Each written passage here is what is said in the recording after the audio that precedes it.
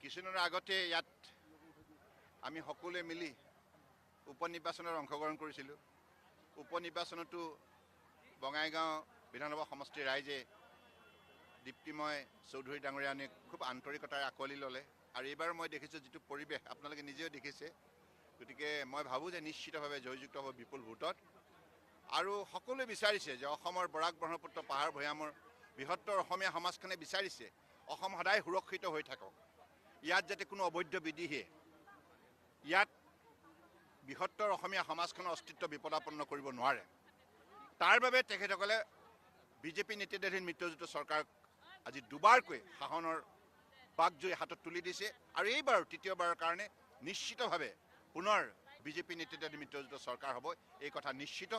চৌদিশে কেৱল আমাৰ মিত্ৰজোঁটৰ প্ৰতি মানুহৰ আগ্ৰহ আৰু মানুহৰ যিটো আন্তৰিকতা বৃদ্ধি পাইছে।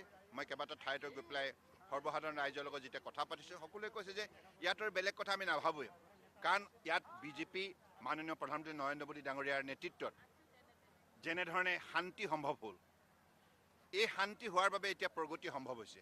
ছাত্ৰ ছাত্ৰীসকলে নিশ্চিন্ত মনে অধ্যয়ন কৰিব পাৰিছে, খেতিয়কসকলেও নিজৰ খেতিপথাৰত নিশ্চিন্ত মনে কাম কৰিব পাৰিছে, বিভিন্ন কৰ্মচাৰীবিলাকেও নিজৰ নিজৰ ঠাইলৈ কোনো ধৰণৰ শংকা নোহোৱাকৈ ভয় নোহোৱাকৈ অহা যোৱা কৰিব পাৰিছে ব্যৱসায়ৰ পৰা আৰম্ভ কৰি। গতিকে সকলো শ্ৰেণীৰ ৰাইজ সামগ্ৰিকভাৱে উপকৃত হৈছে আৰু পৰম শ্ৰদ্ধাৰ প্ৰধানমন্ত্ৰী ডাঙৰীয়াই অসমক যিমান আন্তৰিকতাৰে যোৱা 11 বছৰে সহযোগিতা আগবঢ়ালে, তাৰ ফলত আজি অসম ভাৰতবৰ্ষৰ অন্যতম শক্তিশালী ৰাজ্য হিচাপে ইতিমধ্যে পৰিগণিত হ'ল। ডক্টৰ হিমন্ত বিশ্ব শৰ্মাও তেখেতৰ 5 বছৰীয়া কাৰ্যকালত যিমান আন্তৰিকতাৰে কাম কৰিলে, তাৰ ফলত আজি আমি সকলোৱে যোৱা 10 বছৰ ৰাজ্য চৰকাৰ আৰু কেন্দ্ৰীয় চৰকাৰ মিলি কৰা কামৰ ফলত আজি বৰাক ব্ৰহ্মপুত্ৰ পাহাৰ ভৈয়াম ভাৰতবৰ্ষৰ বুকুত জিলিকি উঠিছে।